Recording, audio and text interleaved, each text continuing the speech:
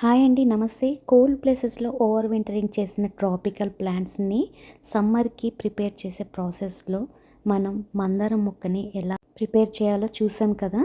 మనం ఆ ప్రాసెస్ని ఆల్మోస్ట్ 2 months బ్యాక్ చేసామండి. సో ఆ మందారం మొక్క అప్డేట్ ఇలా ఉంది. చక్కగా మంచిగా గుత్తుగా పూలు పూస్తున్నాయి, చెట్టు నిండా ఆకులు కూడా వస్తున్నాయి. సో ఈరోజు వీడియోలో మరొక ట్రాపికల్ ప్లాంట్ అయిన మల్లె మొక్కని ఎలా ప్రిపేర్ చేసుకోవాలో చూద్దాము.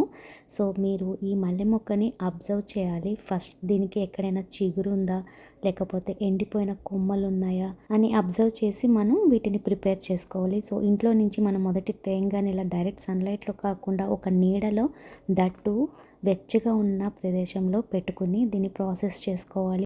ఇలా మొక్కని ఒక వారం రోజుల పాటు నీడ పట్టునుంచాలి. తర్వాత డైరెక్ట్ సన్లైట్ కింద మనం పెట్టచ్చు. సో జనరల్గా నేను చేసే ప్రాసెస్ ఏంటి అంటే, అందరూ అంటుంటారు మల్లె మొక్కని మనం ఎన్నిసార్లు ప్రూనింగ్ చేస్తే అంత మంచిగా కొత్త చిగురు వచ్చి చిగురు మొత్తానికి పువ్వులు రావడం స్టార్ట్ అవుతాయి. సో మెయిన్గా మల్లె మొక్కని ప్రూనింగ్ చేయడం అంటే ఆకుల్ని దూసేయడం. సో నేను ఇక్కడ అదే ప్రాసెస్ చేస్తున్నా. మనం ఇందాక ఆల్రెడీ అబ్జర్వ్ చేసాం కదా, మధ్య మధ్యలో కొంచెం చిగురు రావడం.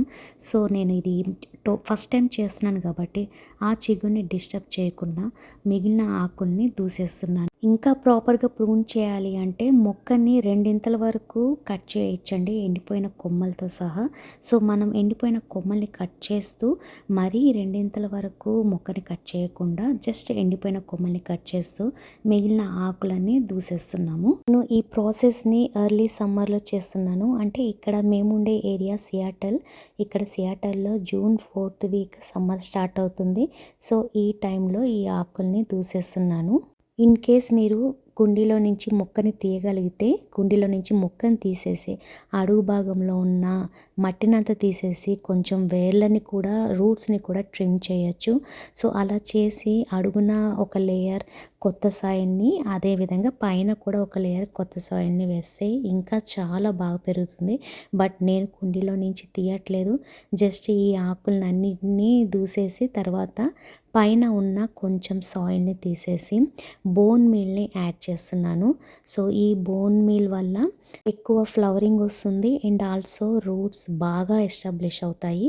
సో ఈ బోన్ మీల్ని ఈ పై భాగంలో వేసి దానిపైన కొత్త సాయిల్ని యాడ్ చేసి మొత్తం బాగా కలిపేసి మొత్తం మట్టంతా తడిచేలా డ్రైనేజ్ హోల్ నుంచి నీళ్లు పోయే విధంగా వాటరింగ్ చేయాలి. సో ఇలా చేస్తే మనకి ఈ మల్లె చెట్టు నిండా కొత్త చిగురు వచ్చి ప్రతి చిగురికి ఒక 3 నుండి 4 పువ్వుల వరకు పూస్తాయి. సో మీకు ఈ వీడియో చివరిలో ఈ ప్రాసెస్ చేయడం వల్ల చెట్టు ఎలా ఉంది అన్నది మీకు అప్డేట్ కూడా పెడుతున్నాను. పర్టికులర్గా మేము ఉండే ప్లేస్లో వెదర్ కోల్డ్గా ఉండడం వల్ల ఈ ట్రాపికల్ ప్లాంట్స్ని పెంచడం కొంచెం ఛాలెంజింగే. బట్ గార్డెనర్ అన్న వాళ్ళకి ప్రతి ఒక్కరికి మల్లె మొక్కల్ని లేకపోతే మ్యాంగో చెట్లని పెంచాలని ఇష్టంగా ఉంటుంది కదా.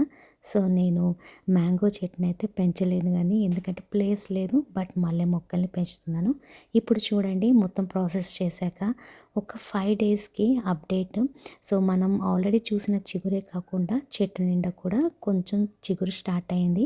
అండ్ ఆల్రెడీ మనకి ఇంతకుముందు ప్రీవియస్గా ఉన్న చిగురికి పూలు కూడా పూసాయి. సో ఇది వచ్చేసి ఇంకొక నెల రోజుల తర్వాత అప్డేట్.